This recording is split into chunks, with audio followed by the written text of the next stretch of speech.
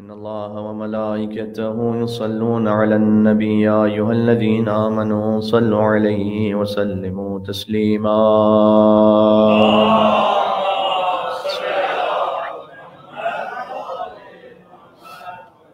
أعوذ بالله من الشيطان الرجيم. بسم الله الرحمن الرحيم.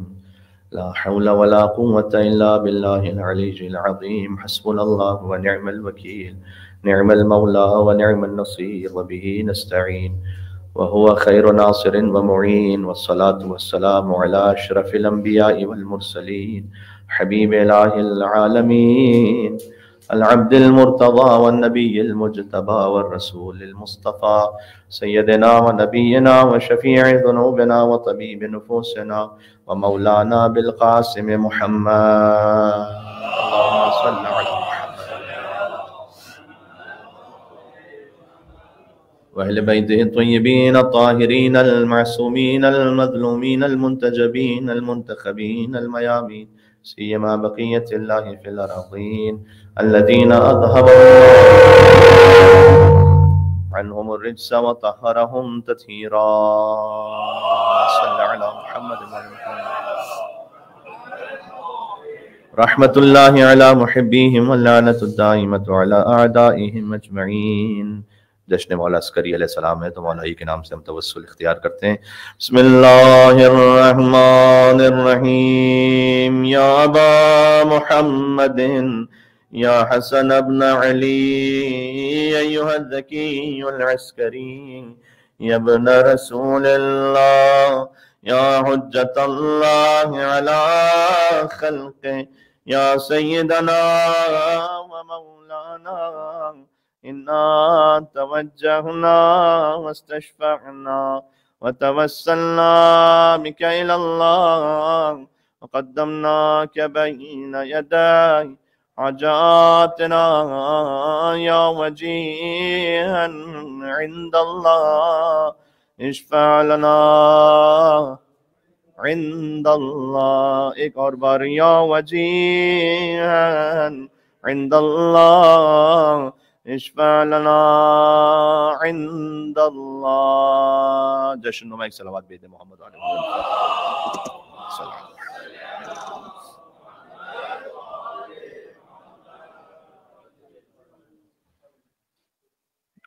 قال اللہ تبارک و تعالی فی القرآن. بسم اللہ الرحمن الرحیم. وسقاہم ربہم شرابا طہورا. نعرہ صلوات. اللہم صلی علی محمد وعلی محمد.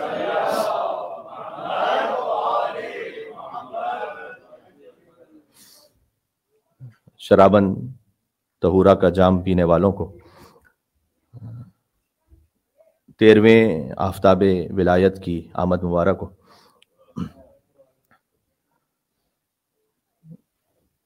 بتلائے دیتا ہوں تمہیں میں خانوں کا پتہ، بتھاؤ کازمین و خراسان و سامرا. تو یہ جو شرابن طہورا کی زکوٰۃ ہے یہ تقسیم ہوتی ہے ان مے خانوں سے. بتلائے دیتا ہوں تمہیں مے خانوں کا پتہ، بتھاؤ کازمین و خراسان و سامرا. خورشید مدعا میرا برج شرف میں ہے، ایک کربلا میں ایک میرا ساقی نجف میں ہے.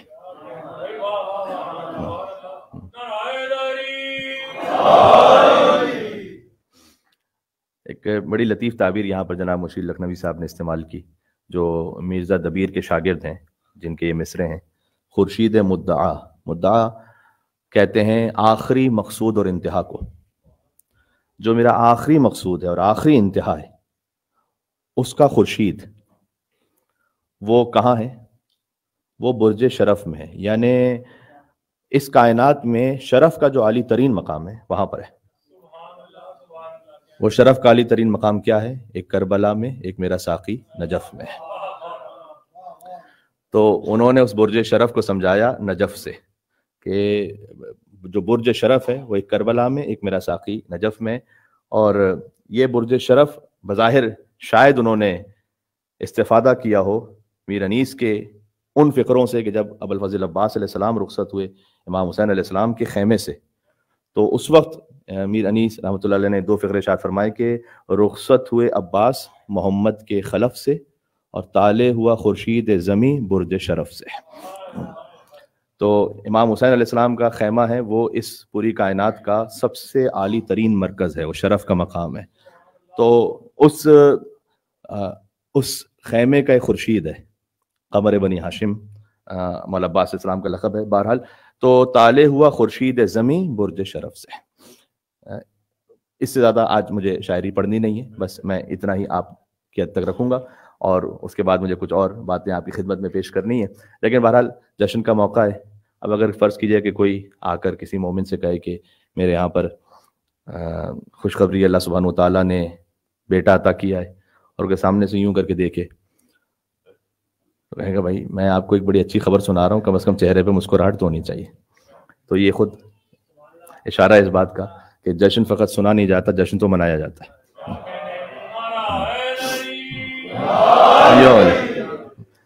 تو تمام چونکہ ایک ہی نور سے ہیں، تو بہرحال جو 13 رجب کی خوشی ہے وہی 10 ربیع ثانی کی خوشی ہے، اور سب سے بڑھ کر خوشی یہ ہے کہ امام زمانہ علیہ السلام کے گھر کی خوشی ہے یہ۔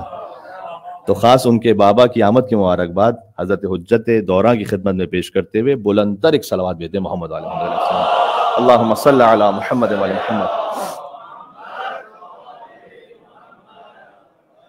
امام زمانہ علیہ السلام کے لیے روایت میں ہے کہ ان کا فائدہ انسانوں کو ویسے ہی پہنچے گا کہ جیسے ایک سورج ہو لیکن بادلوں کے پیچھے ہو، جو بظاہر نظر نہ آ رہا ہو لیکن اس کی وجہ سے سارا نظام جاری و ساری ہے۔ تو امام ہے شمس امامت و ولایت، تو شمس ولایت و امامت کے پدر گرامی کی آمد ہے آج۔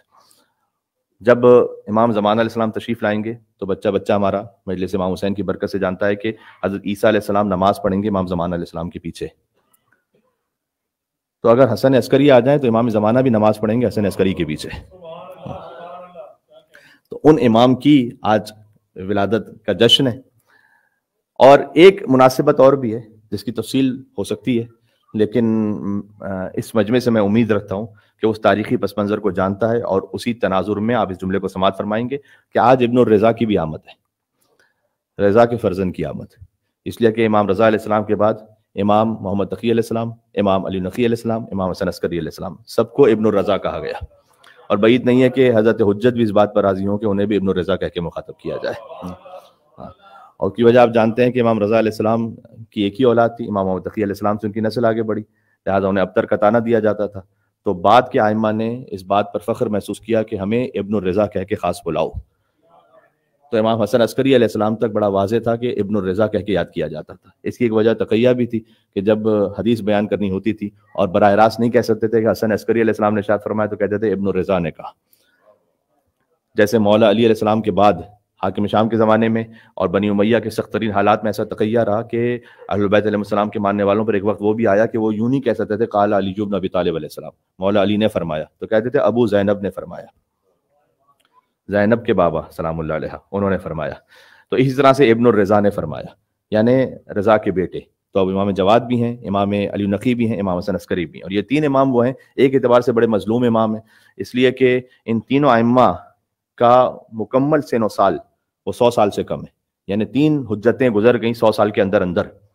یہ کتنی بڑی ایک آفت و مصیبت ہے کہ اللہ عز و جل 14 حجتوں کو منتخب فرمائے اور ان 14 میں سے 3 100 سال کے اندر زہر دے کر مار دی جائیں۔ لیکن وہ چونکہ شہادت کا موضوع ہے میں اشارہ فقط کر رہا ہوں۔ ایک اعتبار سے امام حسن عسکری اسلام کی شخصیت یوں بھی مظلوم ہے کہ آپ اگر اکثر مومنین کو ان میں سے کئی ایسے ہیں کہ آپ ان سے کہیے کہ آپ امام علی نقی علیہ السلام پہ 5 منٹ بول کے بتائیں یا امام حسن عسکری علیہ السلام پہ 5 منٹ بول کے بتائیں، ذرا سا مشکل ہے، اس لیے کہ ائمہ کا ذکر کم ہوتا ہے۔ لیکن بہرحال اس حقیر و فقیر کی ہمیشہ یہ کوشش رہی کہ جن امام کی مجلس ہے ان امام پر مجلس ہو، اور جن امام کا جشن ہے ان امام کا جشن ہو انشاءاللہ سے۔ ایک اور مل کے صلوات بھیجیے گا خاندان زہرا سلام اللہ علیہ پر، اللہم صلی علی محمد و علی محمد، محمد و علی محمد۔ امام کی والدہ ہیں حدیث یا حدیثہ، سوسن، یہ سب ایک ہی بی بی کے نام ہیں۔ عصفان اور بی بی کے القاب میں ہے تقیہ ہے، نقیہ ہے۔ خاص امام حسن عسکری کی والدہ کو ایک اعتبار سے جدہ بھی کہا جاتا ہے، جدہ۔ یہ معمولاً ہے کہ جدہ نے یہ فرمایا، جدہ نے فرمایا، کیوں؟ جدہ یعنی دادی۔ کس کی دادی ہیں امام حسن عسکری کی والدہ؟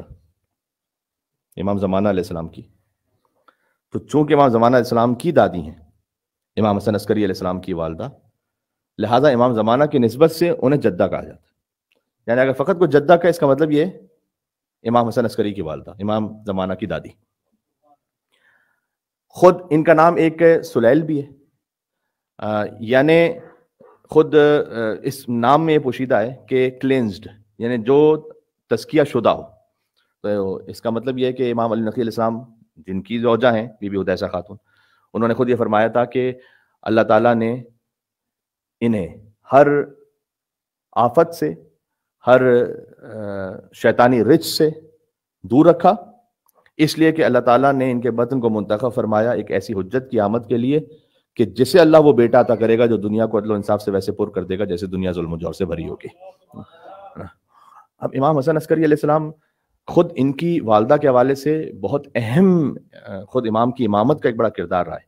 اس لیے کہ امام حسن عسکری کی جب شہادت ہونے والی تھی تو انہوں نے بھجوا دیا تھا اپنی والدہ کو شہادت سے پہلے، سامرہ سے باہر بھجوا دیا تھا، مدینہ بھجوا دیا تھا.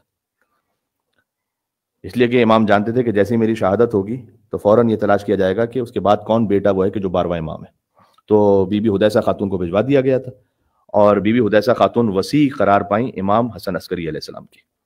یعنی امام حسن عسکری نے وصی بنایا اپنی ہی والدہ کو. جب اپنی والدہ کو وصی بنایا تو اس میں خاص بات تھی کہ بعض اس وقت کے شیعوں کے لیے ایک عجیب سی بات تھی کہ یہ کیسے ہو سکتا ہے کہ امام کی وصی ایک خاتون ہو.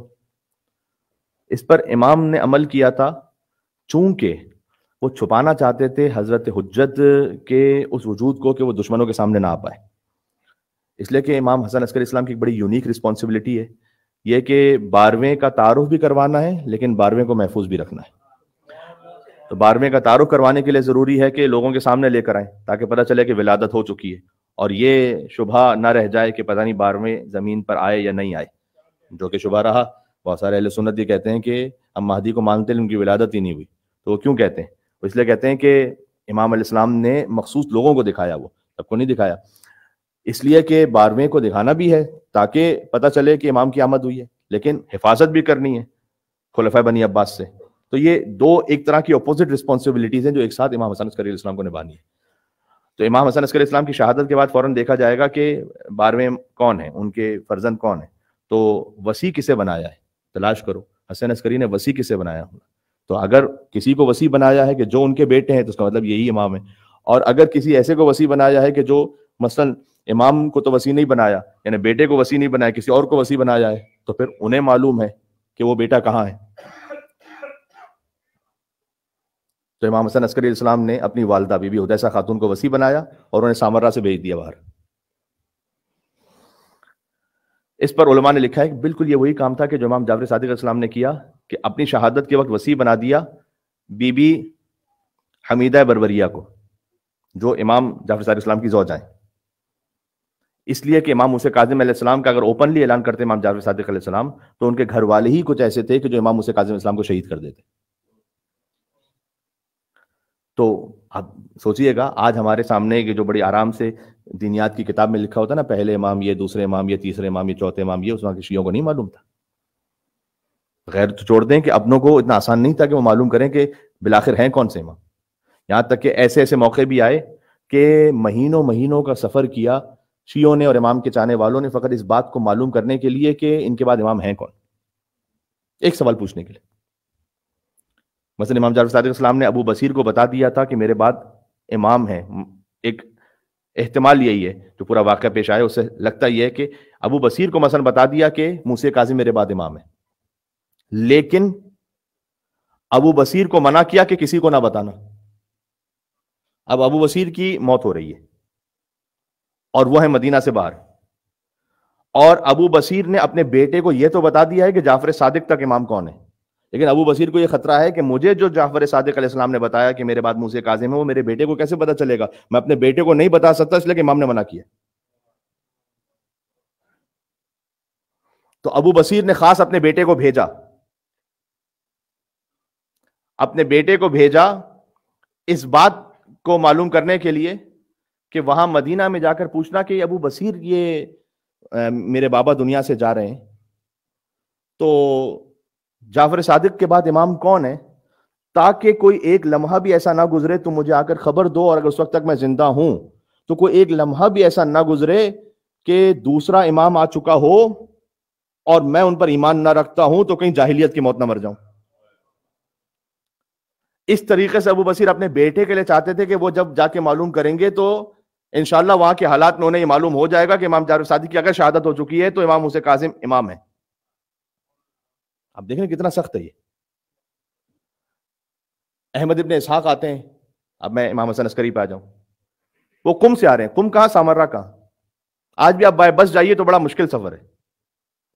تو زمانے میں وہ گھوڑوں پر، گدھوں، خچروں پر سفر کر کے پہنچے قوم سے امام حسن عسکری علیہ السلام سے ملنے کے لیے۔ امام حسن عسکری سے ملنا کو بہت آسان ہے کیا کہ امام ایک گھر میں ہے، میں نے نوک کیا، امام نے دروازہ کھولا، میں اندر چلا گیا؟ نہیں، کنٹونمنٹ ایریا، سارے سپاہی، سارے فوجی۔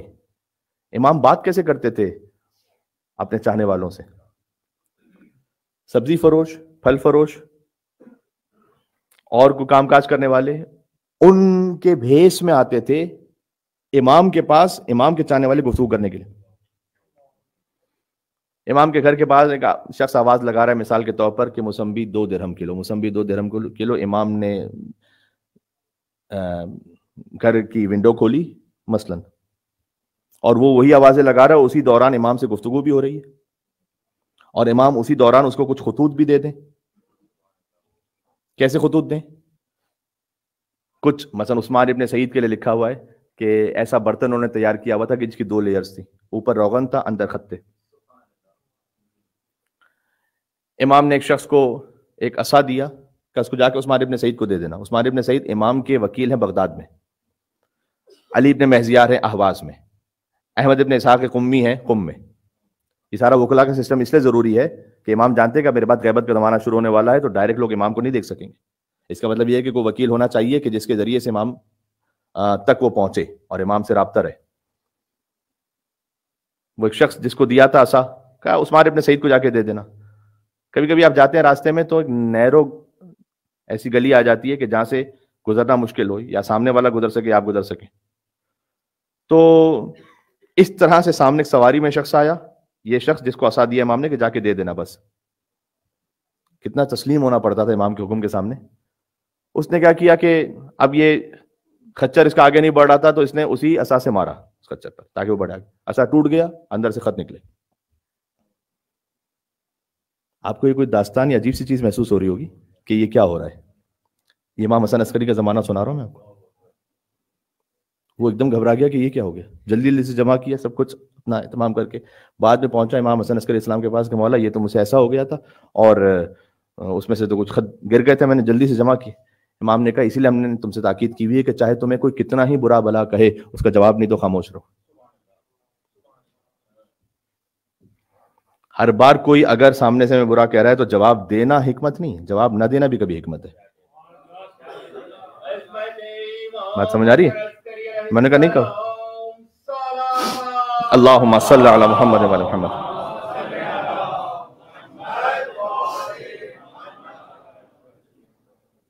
تو امام نے کہا کہ ہم نے اسی لیے کہا جواب نہ دو، بلکہ جب امام خود اپنے گھر سے باہر نکلتے تھے تو امام نے تاکید کی ہوئی تھی کہ تم میں سے کوئی بھی مجھے دیکھے نہ مجھے سلام کرے نہ مجھ سے بات کرے۔ اب ایک شیعہ کے لیے کتنا مشکل ہے، فرض کیجئے کہ آپ کے مرض تقلید یہاں پر آ کے تشریف فرما ہو اور آپ ہی فقط انہیں جانتے ہیں، لیکن کہا جائے کہ آپ نے بات نہیں کرنی۔ آپ کہیں گے کہ میں، کتنے لوگ کہتے ہیں کہ ایک فقط سلام تو کر لوں، کم از کم ہاتھ کا بوسہ لے لوں فقط۔ امام میں وقت حجت خدا، وہ گزر رہے ہیں تو کسی نے بات کرنا چاہی، تاریخ میں نام بھی لکھا ہوا ہے، بلخی اس کا نام۔ امام نے، ابھی وہ بولنے والا تھا، امام نے اپنے لبھائے مبارک پر ایسا ہاتھ رکھا، نہ بولو نہ بولو۔ اچھا، ایک طرف اس طرح کے زمانے میں امام علیہ السلام ہے، کیوں؟ اس لیے کہ امام کی جان کو خطرہ ہے، یعنی امام سے جب کوئی بات کرے گا تو در حقیقت اس کی جان کو خطرہ ہے، اس لیے کہ جو امام سے کانٹیکٹ میں ہیں ان کو بہت انٹیلیجنس اس کو دیکھ رہی ہے۔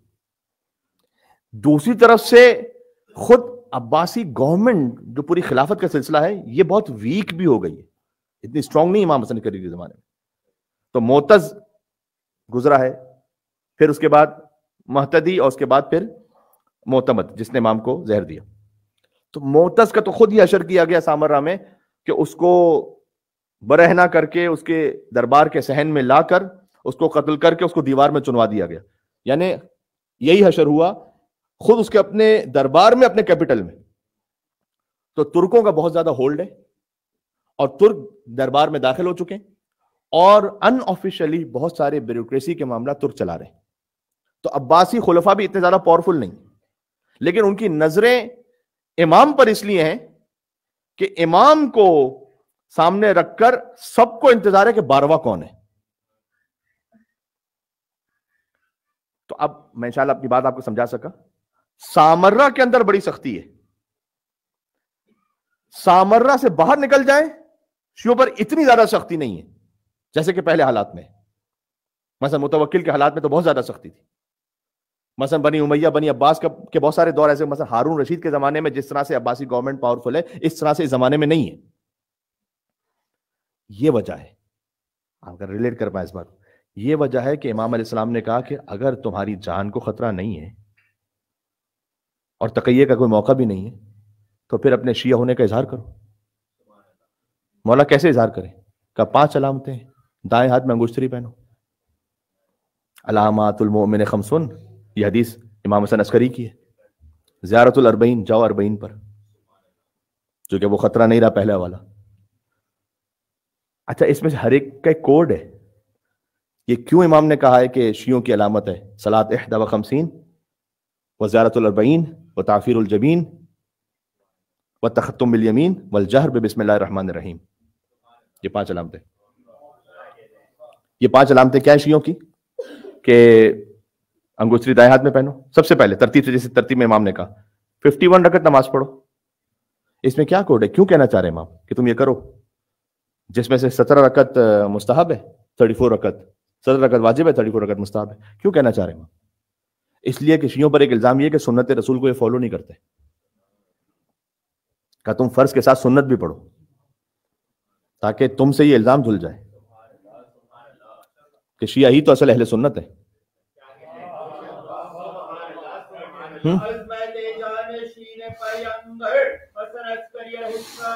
سبحان اللہ.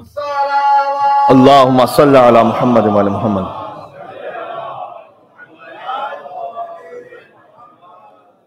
سنی اگر رسول اللہ کی پیروی کرنے والے کو کہتے ہیں تو علی ابن ابی طالب سے بڑھ کے کوئی سنی نہیں ہے.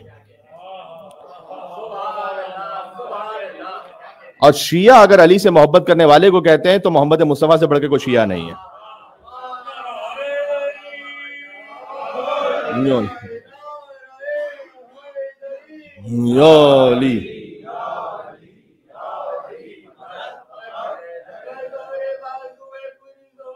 علی سے رسول اللہ سے بڑھ کے کون محبت کر سکتے؟ اللہم صلی علی محمد وعلی محمد.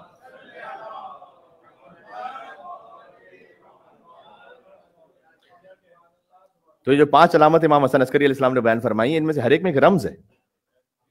صلاۃ 51 رکعت نماز پڑھو,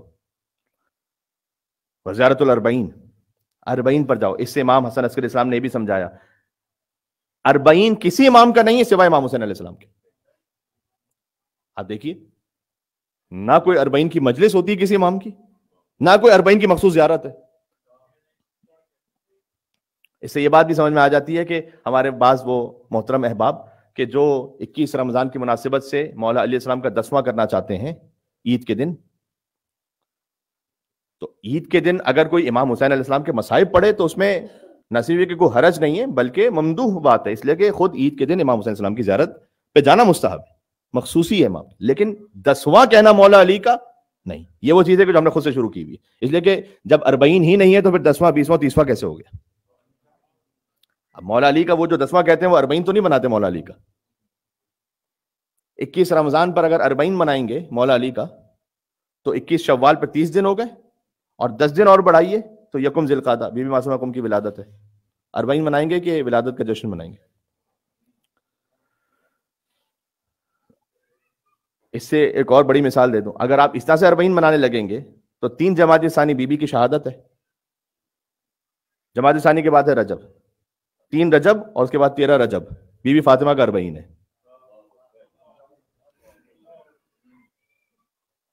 ہاں ڈیسائیڈ یور سیلف, یہ کچھ کہنے کی ضرورت نہیں ہے.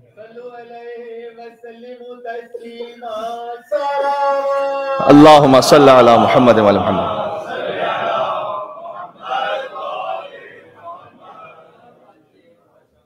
امام حسن عسکری اسلام نے فرمایا کہ 40 صرف حسین کا ہے, خاص 40 اس کی خاص اہمیت ہے.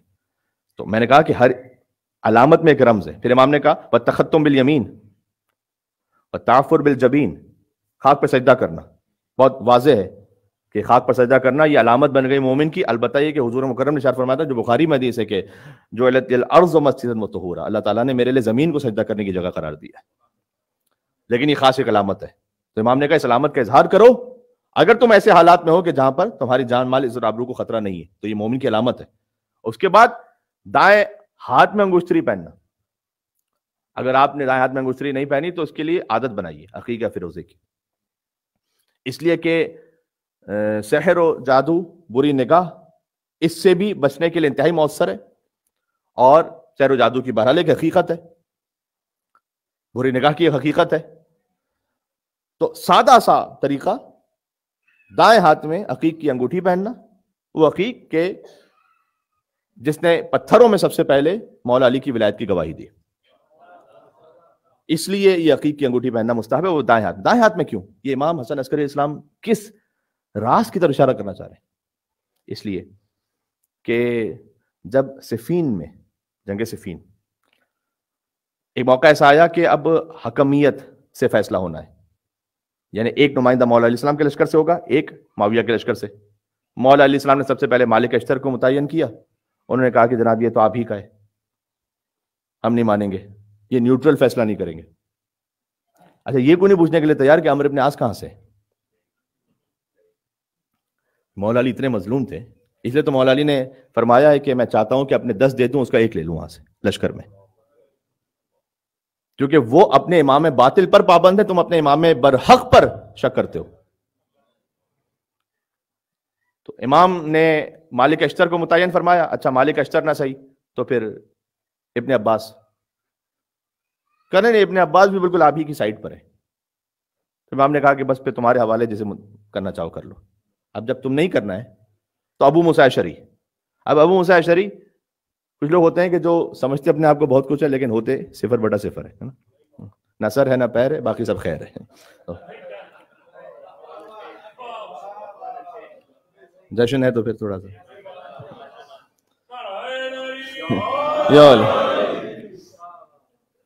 ابو موسیٰ اشعری.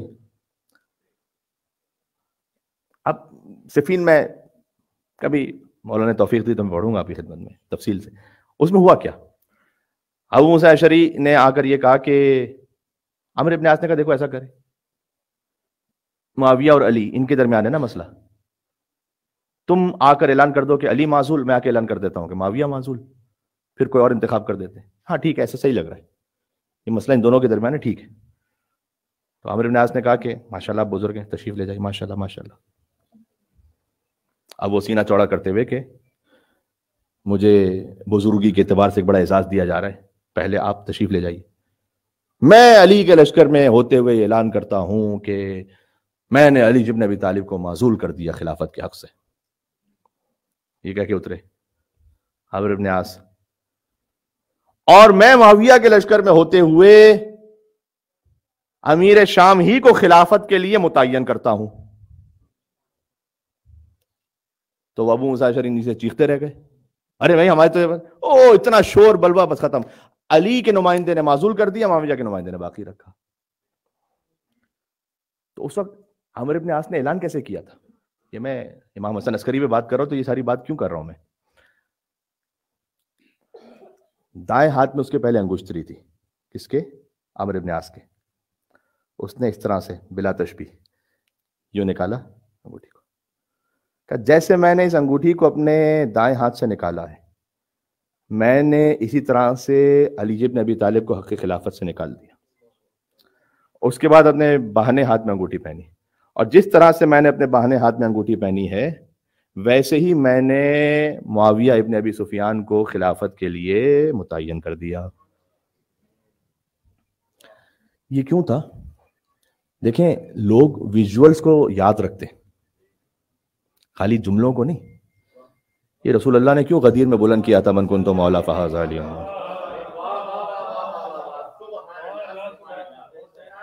ہاں یہ جو دیکھ رہے ہیں نا بچے وہ یاد رہتا ہے انہیں. تو اب اس نے اس طرح سے یہ میں نے ایسے یوں نکالا یہ سب کو یاد رہے گا. اس طرح سے کر کے میں نے یوں حاکم شام کو متعین کر دیا. اس کے بعد سے طریقہ یہ رہا کہ بنی امیہ والے انگوٹھی بائیں ہاتھ میں پہنتے تھے. اس واقعے کی یاد میں امام حسن عسکری نے فرمایا کہ جو ہمارا چاہنے والا ہے وہ دائیں ہاتھ میں پہنتا ہے.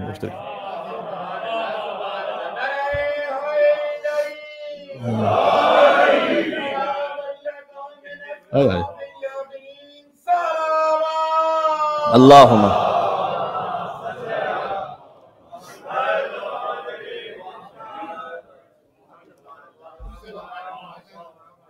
بنی امیہ والے بائیں ہاتھ میں انگوٹھی پہنتے تھے. اچھا اگر کسی نے دائیں ہاتھ بائیں ہاتھ میں دونوں میں پہنی بھی ہے تو میں اس کو یہ نہیں کہہ رہا کہ وہ بنی امیہ کو بیٹھا ہوا ہے یہاں پر.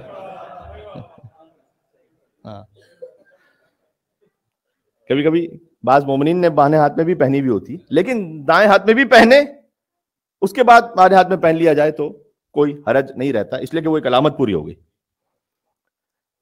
تو انہوں نے جب یہ کیا تو مولا علی علیہ السلام وہ دائیں ہاتھ میں پہنتے تھے. اور امام سے پوچھا گیا کہ امام موسیٰ کاظم علیہ السلام سے کہ دائیں ہاتھ میں کیوں پہنتے تھے مولا علی؟ کہ اس لیے کہ دائیں ہاتھ والے ہیں اصحاب الیمین, لأنه امام لجمیع اصحاب الیمین, اور علی بن ابی طالب امام ہے تمام اصحاب الیمین کے. تو آپ کا داہنے ہاتھ میں انگشتری پہننا اس بات کی علامت ہے کہ انشاءاللہ اصحاب الیمین میں سے ہیں اور علی امام اصحاب الیمین ہے. امام حسن عسکری نے فرمایا عجب اللہم صلی علی محمد وعلی محمد.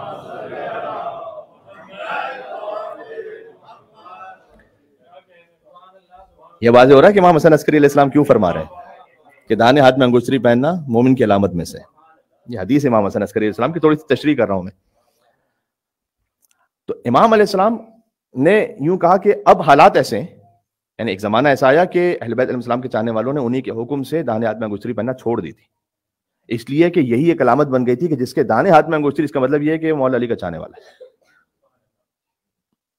آج بھی ایسے ہوتا ہے پاکستان میں, آپ کسی مقام پہ جائیے, اس نے عقیق کو دیکھا آپ کے داہنے ہاتھ میں سے کہا یا علی مدد, کیا مطلب ہے اس کا؟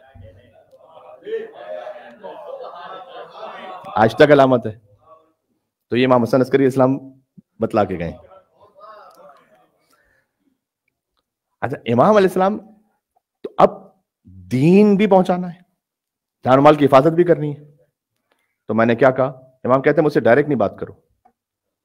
تو خطوط جاتے ہیں, برتنوں کے الگ الگ لیئرز ہیں, لاٹھیوں میں خطوط کو ڈال کے لے کے جاتے ہیں. امام علیہ السلام سامرہ میں ایسے حالات میں ہیں کہ 6 سال امام کا زمانہ امامت ہے, تمام ائمہ میں کم ترین, یہ خود مظلومیت امام کی, تمام ائمہ میں کم ترین زمانہ امامت, ایسے کہ 2 سال کے بعد امام کی ولادت ہے 232 ہجری, 234 میں سامرہ آ گئے. پھر سامرہ سے کہیں گئے ہی نہیں جا سکتے تھے. 254 میں امام النقی کی شہادت ہوئی, 260 میں امام حسن عسکری کی شہادت ہو گئی. یہ تاریخیں کچھ یاد رہنی چاہیے آپ کو.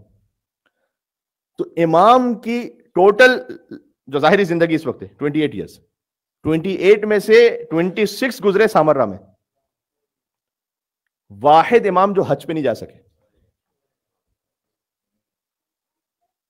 روح حج تو خود حسن عسکری ہے, اس میں تو کوئی شک نہیں, لیکن فزیکلی نہیں جا سکے حج پہ ظاہر میں. اچھا آپ کوئی بہت سے لوگ دیکھ رہے ہوتے ہیں آن لائن, اچھا تو مولانا امام اگر حج پہ نہیں جا سکے تو کتنے ایسے لوگ ہوتے ہیں کسی نے 20 حج کیے, کسی نے 30 حج کیے, تو وہ تو افضل ہو گئے. پھر تو ایسا تو نہیں کہ افضل ہو گئے. بظاہر امام حسن عسکری امام حسین کی زیارت پہ بھی نہیں جا سکے, امام حسین کی زیارت پہ نہیں گئے, موقع ہی نہیں تھا. تو مولانا ہم نے تو کچھ 30-35 زیارتیں کی ہوئی ہیں. تو امام حسن عسکری تو ایک بھی زیارت نہیں کر پائے. زیارت کی تو اتنی فضیلت ہے, تو کتنی فضیلتیں حاصل ہوئی ہوں گی. یہاں سے ایک اصول سمجھ میں آتا ہے. ابو ذر کے لیے حدیث ہے, حضور نے فرمایا آسمان نے سایہ نہیں کیا, زمین نے بوجھ نہیں اٹھایا کسی ایسے شخص کا جو ابو ذر سے زیادہ سچا ہو. اصدق من ابی ذر, کوئی ایسا ہے ہی نہیں. ایک شخص آیا صادق علیہ محمد کے پاس, آ کے کہا کہ آپ کے جد کی حدیث ہے. کہا جی ہے. کہا تو پھر آپ بھی تو آسمان کے نیچے زمین کے اوپر ہیں. اس نے نام لیا محمد علی حسن حسین. آپ کے جد نے کہا کہ آسمان نے سایہ نہیں کیا, زمین نے بوجھ نہیں اٹھایا جو ابو ذر سے بھی زیادہ سچا ہو. آپ بھی تو یہیں پر ہیں. امام نے کہا کہ مہینے کتنے سال کے؟ کا 12. کا زیادہ احترام والے کون سے ہیں جنہیں ہم حرام مہینے کہتے ہیں؟ کا رجب, ذوالقعدہ, ذی الحج, محرم. کا رمضان اس میں سے کیوں نہیں ہے؟ جبکہ رمضان میں ایک رات وہ ہے جو 1000 مہینوں سے بہتر ہے.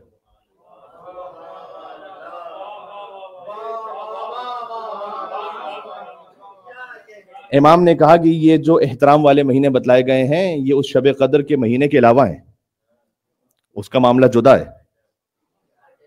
پھر امام نے کہا ہمارا معاملہ خاندان اہل بیت کا جدا. یہ تمہاری بات ہو رہی ہے کہ ابو ذر زمین کا بوجھ نہیں اٹھایا اور آسمان نے سایہ نہیں کیا جو ابو ذر سے زیادہ سچا. ہماری بات نہیں ہو رہی یہاں پر. ہم نے حج کیا تو مسئلہ نہیں ہے, تمہاری بات ہو رہی ہے کہ تمہارے لیے حج کرنے کا کیا ثواب ہے. ہاں,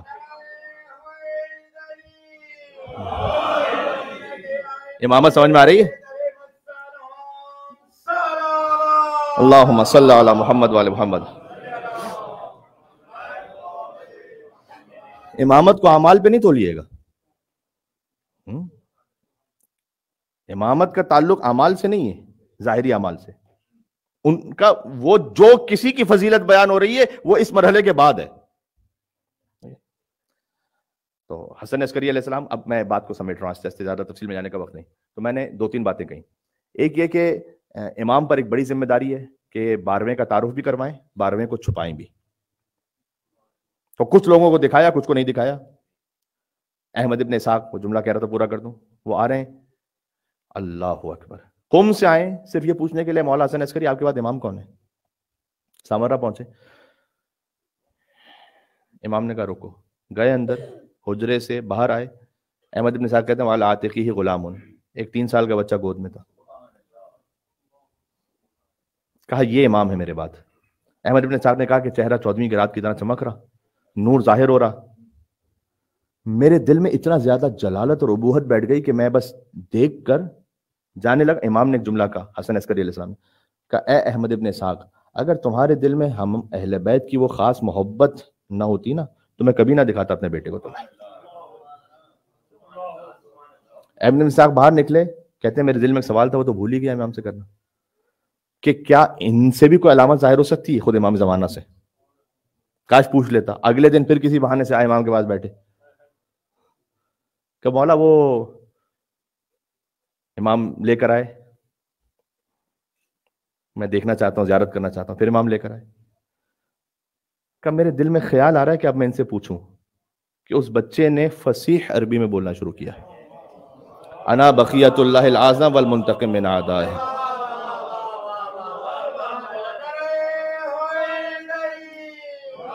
یا علی سنیے گا, ہائے ہائے,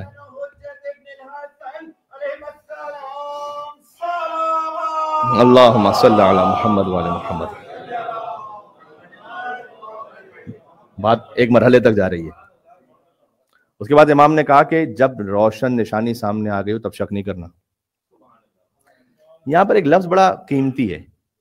احمد ابن اسحاق نے کہا کہ فصیح عربی میں نے سنا. فصاحت بلاغت کا لفظ آپ نے سنا ہوا ہے. معمولی لوگ سمجھتے ہیں یہ ایک ہی مطلب ہے, فصاحت بلاغت دو الگ الگ مطلب ہے. بلاغت کا مطلب ہے کہ بات آسانی سے پہنچا سکتا ہو کوئی.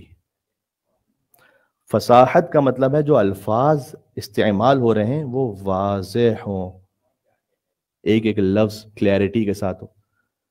کہہ رہے 3 سال کے بچے نے فصیح عربی میں کہا.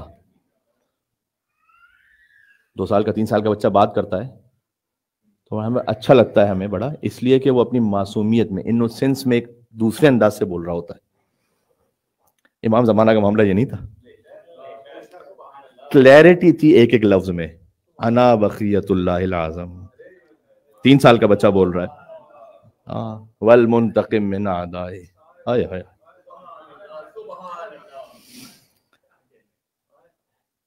جب امام کے ایک ایک لفظ میں فصاحت ہو، اس کا بھی ایک مقصد ہے، احمد ابن اسحاق پر امامت کو ثابت کرنا ہے۔ کبھی کوئی واقعہ آپ کو ملے گا، اور ابھی میں ایک اشارہ کر دیتا ہوں کہ جہاں عام طریقے کی اس فصاحت سے امام نہیں بول رہے بچپن میں، بلکہ ایک بچپن کے انداز سے بول رہے ہیں۔ کون؟ امام حسین۔ کب؟ جب رسول اللہ نے نماز شروع کی اور حسین گود میں ہے، حضور نے کہا اللہ اکبر۔ امام حسین نے اس بچپن کے عالم میں جیسے کہتے ہیں، پتہ نہیں کیسے کہا اللہ اکبر۔ حضور کو بڑا اچھا سا لگا یہ، حضور نے پھر کہا اللہ اکبر۔ امام حسین نے ریپیٹ کیا اللہ اکبر بچپن کے انداز میں، حضور نے کہا اللہ اکبر، امام حسین نے کہا اللہ اکبر، حضور نے کہا اللہ اکبر، امام حسین نے کہا اللہ اکبر، حضور نے کہا اللہ اکبر، امام حسین نے کہا اللہ اکبر، حضور نے کہا اللہ اکبر، امام حسین نے کہا اللہ اکبر، حضور نے کہا اللہ اکبر، امام حسین نے کہا اللہ اکبر۔ 7 مرتبہ یہ ریپیٹ ہوا۔ 7ویں مرتبہ جو کہا وہ رسول اللہ جیسا ہی کہا، تاکہ 7 تک بات رکے۔ اور حضور نے نماز کے بعد یہ فرمایا کہ چونکہ میرے حسین نے میری گود میں 7 مرتبہ اللہ اکبر کہہ کر نماز کا آغاز کروایا ہے، لہذا ہر نمازی پر مستحب ہے کہ وہ 6 تکبیریں کہے مستحب والی، اور 7ویں اللہ اکبر کہہ کے نماز شروع کرے۔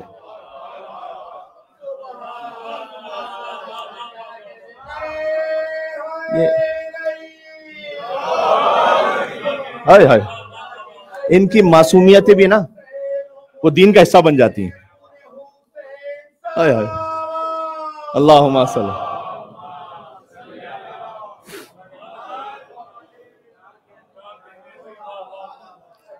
بچپن کی معصومیتیں وہ شریعت کا حصہ بن جاتی ہیں۔ ہائے ہائے ہائے۔ تو بہرحال اب امام حسن عسکری علیہ السلام کو، امام زمانہ کو دکھانا بھی ہے، حفاظت بھی کرنی۔ ایک بات اس خاطر ہے کہ وکلا کا ایک سسٹم قائم کیا تاکہ بعد امام علیہ السلام کے بعض وکیلوں کے ذریعے سے پہنچے، ہر ایک امام کے پاس نہیں آ سکتا۔ اور یہ سسٹم پہلے سے ائمہ نے شروع کر دیا تھا، یہ خود اجتہاد پر یا تقلید کے سلسلے میں ایک دلیل ہے۔ جب امام علیہ السلام بھیج رہے ہیں احمد ابن اسحاق کے پاس کہ میرے پاس نہیں ہے، اسے پوچھ لو قم میں، تو احمد ابن اسحاق معصوم ہے کیا؟ معصوم تو نہیں، لیکن امام جانتے ہیں کہ ہر ایک مجھ تک آ نہیں سکے گا، لہذا کوئی نہ کوئی ایسا سسٹم بنا کے دینا ضروری ہے کہ جو قابل اعتماد ہے اور جو امام کی قربت رکھتا ہے اس سے پوچھ لو مسئلہ، ورنہ اور کوئی ہیومن پاسبلٹی نہیں ہے۔ ہر ایک کے ساتھ معجزہ نہیں ہو سکتا کہ امام علیہ السلام اس کے قلب پر آ کے ودیت فرمائیں گے۔ تو یہ جو سسٹم تھا یہ ائمہ علیہ السلام کے زمانے سے شروع ہو چکا تھا۔ زکریا ابن آدم ایک بہت بڑی ہستی کا نام ہے، 8ویں امام کے زمانے میں امام سے کسی نے قم سے خط لکھا، امام نے کہا کہ مجھے کیوں خط لکھا ہوا ہے؟ زکریا ابن آدم ہے نا، ان سے پوچھ لو، وہ تمہاری دنیا کے لیے امان ہے، آخرت کے لیے امان ہے۔ یہ جملہ امام کا۔ زکریا ابن آدم وہ شخصیت ہیں کہ جب آتے تھے نا امام کے پاس خراسان، تو راوی کا بیان ہے کہ پوری رات زکریا ابن آدم اور امام رضا علیہ السلام اکیلے بیٹھے رہتے تھے، فجر کے وقت تک امام رضا علیہ السلام اتنا وقت دیتے تھے زکریا ابن آدم کو کہ پتہ نہیں کون کون سے اسرار تنہائی میں خاص بٹھا کر انہیں منتقل فرماتے تھے۔ یہ سسٹم امام رضا نے قائم کیا، پھر امام جواد نے اس کو بڑھایا، امام علی نقی علیہ السلام، امام حسن عسکری علیہ السلام۔ لہٰذا اب امام علیہ السلام چونکہ ان کی شہادت کے بعد امام ظاہر سامنے نہیں ہوں گے، امام غائب ہوں گے اب، اس لیے یہ بھی تاریخوں میں لکھا ہوا ہے کہ جس محفل میں امام بیٹھتے تھے تو کوئی نہ کوئی معجزہ دکھا دیتے تھے۔ کثرت سے معجزات ہیں امام حسن عسکری کی زندگی میں، کثرت سے، ہر بات پر معجزہ دکھاتے تھے۔ معمولاً جو یہ خط لے کر آتے تھے نا لوگ، خط کا متن کو پڑھتا ہی نہیں تھا، امام خود ہی بتا دیتے۔ کتنے ایسے واقعات ہیں کہ امام کو کسی نے بغیر انک کے خط لکھا ہے، امام نے جواب دیا اور نیچے اس کے باپ کا نام لکھا۔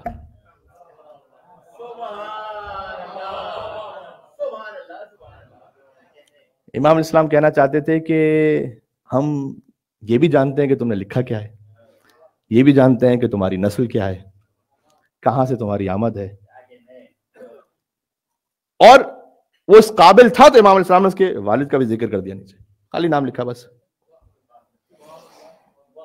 امام نے ابو الادیان کو پہچان بتائی تھی. اب میں کیا ابو الادیان سے کہا تھا کہ دیکھو تم جا رہے ہو، 15 دن بعد واپس آؤ گے تو میرا جنازہ ہو رہا ہوگا،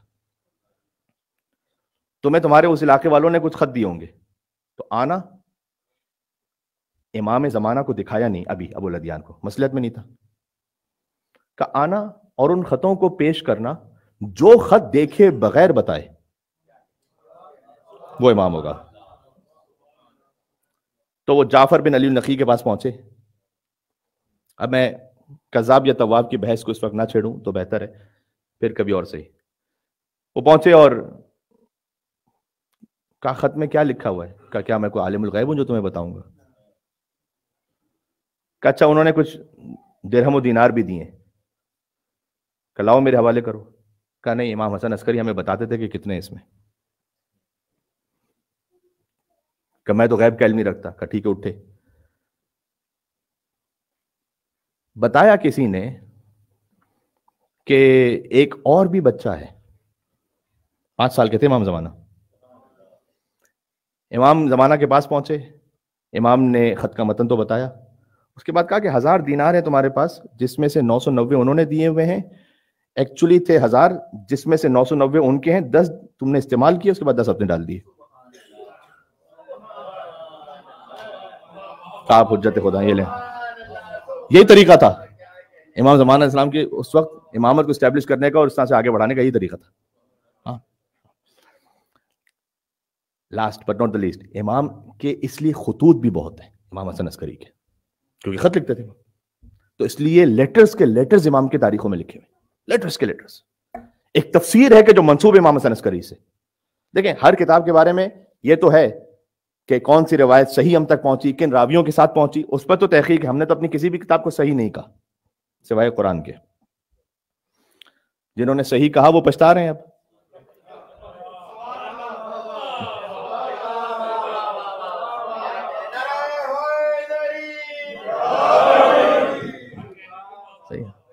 آپ اگر صحیح کہیں گے تو کچھ مقصد حاصل کرنے کے لیے، تاکہ وہ ایک ریڈ لائن بن جائے کہ اس پہ کوئی اعتراض نہ کر سکے، تو پھر آپ بتائیے کہ بی بی فاطمہ سلام اللہ علیہ کے لیے کیا لکھا ہوا ہے وہاں پر، بتائیے.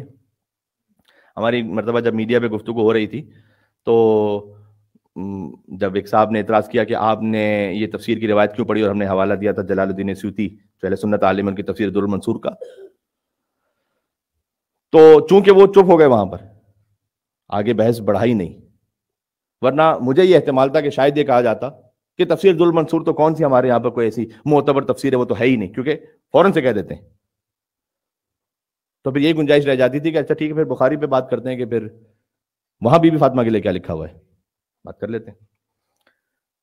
تو ہم نے تو کتاب صحیح نہیں. یہ میں کیوں کہہ رہا ہوں؟ اس لیے کہ امام حسن عسکری علیہ السلام کی تفسیر، اب امام حسن عسکری کی تفسیر ہے تو اس میں تو کوئی تفسیر غلط نہیں ہو سکتی نا، لیکن منسوب امام حسن عسکری سے کون سی روایتیں واقع امام حسن عسکری کی ہیں، کون سی صحیح ہیں، کون سی حسن ہیں، کون سی موثق ہیں، کون سی ضعیف ہیں، یہ اپنے مقام پر بحث ہے. لیکن امام حسن عسکری کی ایک تفسیر بھی ہے، یعنی تفسیری روایات بھی ارشاد فرمائی بہت. خود وضو کے لیے ارشاد فرمایا، یہ وضو روزمرہ کا کام، اس لیے میں آپ کو بتاؤں امام حسن عسکری کا کلام ہے. فرمایا کہ باوضو رہا کرو، اس لیے کہ جب وضو میں چہرے کو دھوتے ہو تو اللہ وہ گناہ معاف کر دیتا ہے جو چہرے سے ہوئے ہوں، پھر ہاتھوں کو دھوتے ہو تو اللہ ان گناہوں کو معاف کر دیتا ہے جو ہاتھوں سے ہوئے ہوں، سر کا مسح کرتے ہو تو ان گناہوں کو معاف کر دیتا ہے جو سر سے ہوں. اب اللہ جانے کوئی بھی کیفیت ہو. اور پیروں کا مسح کرتے ہو تو اللہ ان گناہوں کو معاف کر دیتا ہے جو پیروں سے ہوئے ہوں. اور وضو سے پہلے اگر بسم اللہ الرحمن الرحیم کو پڑھتے ہو تو اللہ ہر عضو کے گناہ کو معاف کر دیتا ہے. اور وضو جب مکمل کرتے ہو تو امام نے خاص انداز سے خدا کی حمد و ثنا ارشاد فرمائی. آپ خدا کی حمد و ثنا مثلا اس طرح سے کر لیجیے گا الحمدللہ رب العالمین وضو کے بعد. امام نے کہا کہ خدا کی حمد و ثنا کرو، لا الہ الا انت استغفرک واتوب الیک وان محمدا عبدک ورسولک وان علیا ولیک وخلیفتک. یہ کہو اور پھر تمام ائمہ کی ایک مجموعاً گواہی دو. وضو کے بعد یہ گواہی دو تو اللہ تمہارے وضو کے ہر قطرے سے ایک فرشتہ خلق کر دیتا ہے. امام حسن عسکری کہہ رہے ہیں وہ فرشتہ ہر قطرے سے جو اللہ خلق کرتا ہے وہ تسبیح کرتا رہتا ہے, تکبیر کہتا رہتا ہے اور تحلیل یعنی لا الہ الا اللہ کہتا رہتا ہے, اور آل محمد پر درود بھیجتا رہتا ہے, اور یہ ثواب جاتا ہے وضو کرنے والے کے نامہ اعمال میں. یہ امام حسن عسکری فرما رہے ہیں. پھر نماز کا ثواب بیان فرمایا, روزے کا ثواب بیان فرمایا. نماز کے ایک حصے کا اللہ اکبر کہتے ہو تو کیا اللہ اجر دیتا ہے, رکوع میں جاتے ہو تو کیا اجر دیتا ہے, سجدے میں جاتے ہو تو کیا اجر دیتا ہے, تشہد پڑھتے ہو تو کیا اجر دیتا ہے. اور اس سلسلے میں تشہد پر امام حسن عسکری السلام نے خاص الخاص جملہ بھی ارشاد فرمایا ہے کہ جو شاید اس وقت میں اس محفل میں عام طریقے سے نہیں کہہ سکتا, لیکن بہرحال اس میں خاص راز ہے. وہ جو اہل مطالعہ خود جا کے دیکھیں کہ اس میں مولا علی کے لیے کیا ارشاد فرمایا ہے وہاں پر. وہ شہادت ثالثہ کی بات نہیں کر رہا میں, کسی کا دماغ مانا جائے, لیکن ایک خاص انداز سے مولا علی کا ذکر کیا ہے. تو امام حسن عسکری علیہ السلام ایک تفسیر منسوب ہے امام حسن عسکری علیہ السلام. ہاں بہرحال اسی لیے فقاہت اور اجتہاد کی ضرورت ہوتی ہے کہ آپ تمام احادیث کو ہم نہ احاطہ کر سکتے ہیں, نہ مطلب کو سمجھ سکتے ہیں, نہ راویوں کے بارے میں جانتے ہیں. اس لیے ایک فقیہ آتا ہے وہ آ کے دیکھتا ہے کہ حضور مکرم سے لے کر امام حسن عسکری علیہ السلام تک جو اویلیبل حدیث ہیں, بلکہ امام زمانہ علیہ السلام کی بھی توقیات, سب ملا کر دیکھا جائے اور ایک مجموعی نتیجہ نکالا جائے کہ امام علیہ السلام کیا کہنا چاہتے ہیں. اس لیے اب تقلید کرتے ہیں فقیہ کی, کیونکہ ہم ان تمام چیزوں کا اس وقت احاطہ نہیں رکھتے. امام حسن عسکری علیہ السلام کے خطوط میں سے میں خط تو 2 لے کر آیا تھا, لیکن پتہ نہیں کتنا پڑھ پاؤں گا, لیکن بہرحال بڑے لطیف خط ہیں, سن لیجئے گا امام کے خط ہیں. فرمایا اعوذ باللہ من قوم حذفوا محکمات الکتاب, خدا کی پناہ مانگو ایک ایسی قوم سے کہ جس نے کتاب خدا کی محکم بہت روشن واضح نشانیوں کو بھی چھوڑ دیا ہے. پناہ مانگو اللہ کی کہ اس میں سے نہ ہو جانا. یہ محکم کیا ہے؟ مثلا اللہ نے 3 ولایتوں کا ذکر کیا ہے قرآن میں. 3 ولایتیں نا, انما ولیکم اللہ رسول والذین آمنوا الذین, 3 اطاعتوں کا ذکر کیا قرآن میں. طہارت کا ذکر کیا ہے, اہل بیت کی مباہلے کا ذکر کیا ہے. ٹھیک ہے, جنہوں نے محکم کتاب کو چھوڑ دیا. وَنَسُوا اللَّهَ رَبَّ الْأَرْبَابِ, اور اللہ کی پناہ اس قوم سے کہ جس نے اللہ ہی کو بھلا دیا. یہ کر کے وَالنَّبِي وَسَاقِيَ الْكَوْثَرِ فِي مَوَاقِفِ الْحِسَابِ, جس نے نبی کو بھی بھلا دیا اور ساقی کوثر کو بھلا دیا. یہ امام خط لکھ رہے ہیں. فَنَحْنُ السَّنَامُ الْعَظَمُ, درمیان سے میں پڑھ رہا ہوں, ہم جتنی بھی فضیلت ہیں نا ان کا بھی جو پیک ہے وہ ہمیں. وَفِينَا النُّبُوَّةُ وَالْوِلَایَةُ, نبوت ولایت ہم سے. امام حسن عسکری کا خط ہے. پھر اس کے بعد امام نے جملہ کہا وَالْأَنْبِيَاءُ كَانُوا يَقْتَبِسُونَ مِنْ أَنْوَارِنَا, دیکھو انبیاء بھی جب نور حاصل کرتے ہیں تو ہم ہی سے حاصل کرتے ہیں. وَيَقْتَفُونَ آثَارَنَا, اور وہ پیروی کرتے ہیں انبیاء ہمارے آثار کی. پھر امام نے کہا کہ اللہ ان قریب ایک حجت کو ظاہر کرے گا بالسیف المسلول, ایک کاری تلوار کے ساتھ, لِإِظْهَارِ الْحَقِّ, تاکہ وہ اللہ کی جانب سے حق ظاہر کر دیں. اب آخری جملہ سنیے گا اس خط کا, کیا سند چھوڑ کے جا رہے ہیں امام. ھذا خط الحسن, یہ حسن کا خط ہے, لیکن کون سا حسن؟ ھذا خط الحسن ابن علی ابن محمد ابن علی ابن موسیٰ ابن جعفر ابن محمد ابن علی ابن حسین ابن علی جن امیر المومنین.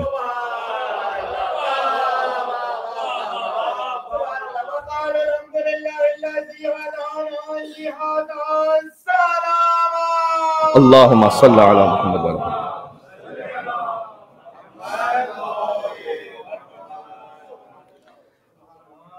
یہاں میں بات کو اس لیے مکمل کر دیتا ہوں کہ اب زیادہ وقت میں گنجائش نہیں بچی, اور امام حسن عسکری علیہ السلام کا بھی بہرحال ایک توفیق کے مطابق ذکر ہو گیا. اور خاص الخاص امام حسن عسکری علیہ السلام کا وہ کلام مجھے بڑے دل سے میرے قریب لگتا ہے, اور بڑی اس میں لطافت ہے, بڑا لطف آتا ہے کہ قرآن کی ایک آیت ہے سورہ نساء کی, رسول مبشرین و منذرین لئلا یکون للناس علی اللہ حجہ بعد الرسل. اللہ نے رسول اس لیے بھیجے ہیں کہ تم قیامت میں اللہ کے سامنے حجت نہ کر سکو. حجت کا مطلب کیا ہے؟ دلیل. اللہ کے سامنے ہم دلیل نہ پیش کرتے کہ میرے پاس تو کوئی نبی آیا ہی نہیں تھا. تو اللہ حجت کرے گا بندے کے سامنے, بندہ نہیں کر سکتا حجت اللہ کے سامنے. اللہ قرآن میں کہہ رہا ہے رسول مبشرین و منذرین لئلا یکون للناس علی اللہ بعد الحجہ, کہ اللہ کے سامنے تم حجت نہیں کر سکو. ہم نے دلیل بھیج دی ہے, اس لیے امام کو حجت اللہ کہا جاتا ہے.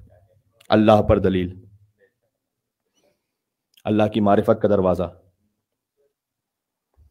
2 مصرے سن لیں گے. آگہی میں اب کہاں کوئی خلا موجود ہے, کوئی ویکیوم تو نہیں رہ گیا اب. آگہی میں اب کہاں کوئی خلا موجود ہے، جب علی نے کہہ دیا بس خدا موجود ہے۔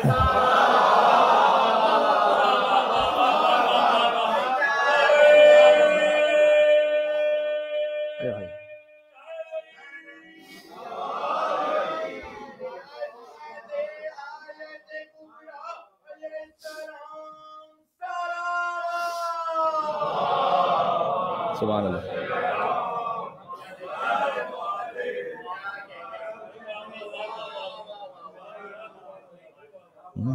آگہی میں اب کہاں کوئی خلا موجود ہے، ہمارے محترم بھائی کی خواہش پہ دوبارہ پڑھ رہا ہوں، جب علی نے کہہ دیا بس خدا موجود۔ سر تسلیم خم ہے، آپ کو جو اللہ سبحانہ وتعالیٰ کی معرفت ہے وہ آپ کی عقل سے بھی ہے بے زاد، لیکن اس کے بعد جب اس کی تفصیل میں آپ جاتے ہیں تو پھر جب امیر المومنین فرمائیں، جب ابا عبداللہ الحسین فرمائیں متى غبت تحتاج الى دلیل، پروردگار تو غائب کب ہے کہ تیرے لیے کسی دلیل کی ضرورت پیش آئے۔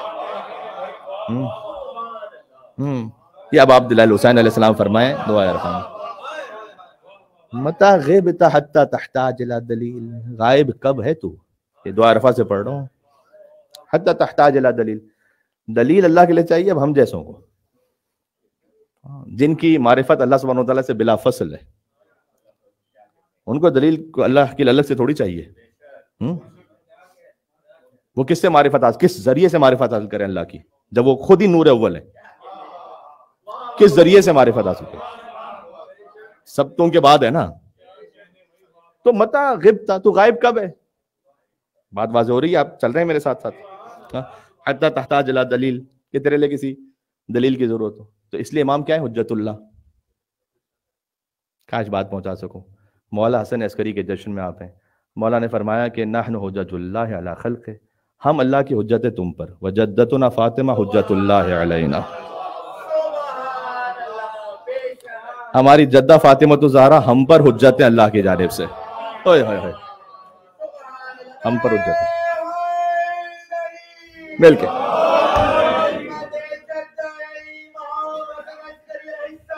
جشن ختم ہو گیا، مل کے اللہم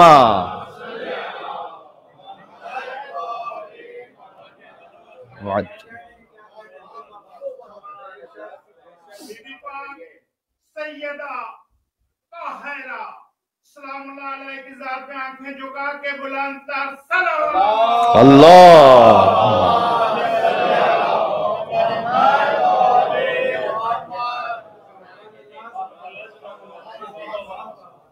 میرے خیال میں اس درود کے بعد اب امام حسن عسکری کے بارگاہ میں جشن قبول ہو چکا ہے میرے خیال میں انشاءاللہ سے، جب بی بی فاطمہ الزہرا سلام اللہ علیہا پر درود آ گیا تو آپ مل کر ایک اور درود بھیج دیں، پھر تیسری درود بھی مکمل ہو جائے انشاءاللہ۔ محمد اللہ صلی اللہ علیہ محمد وآلہ محمد وعجل فرجہم۔ اللہ عز و جل ظہور امام زمانہ علیہ السلام میں تعجیل فرمائے، امام زمانہ علیہ السلام کی خدمت میں پھر سے مبارکباد، اور اس جشن سے امام کے قلب مقدس کو راضی و خوشنود فرمائے، پروردگار تمام مستکبرین جہاں کو نیست و نابود فرما، تمام مستضعفین اور مظلومین کی مدد و نصرت فرما۔ امام زمان علیہ السلام جب ظہور فرمائیں گے تو بیت المقدس تک جب پہنچیں گے تو اس وقت وہ نماز قائم فرمائیں گے کہ جہاں حضرت عیسیٰ علیہ السلام ان کے پیچھے نماز پڑھیں گے، یہ نماز وہاں کی نماز ہے۔ تو پروردگار دونوں قبلوں کو آزاد فرما اور ظالمین کے شر سے ہر طرف مسلمانوں کو، مومنین کو محفوظ فرما۔ ربنا تقبل منا انک انت السمیع العلیم بجائے محمد و آلہ الطاہرین۔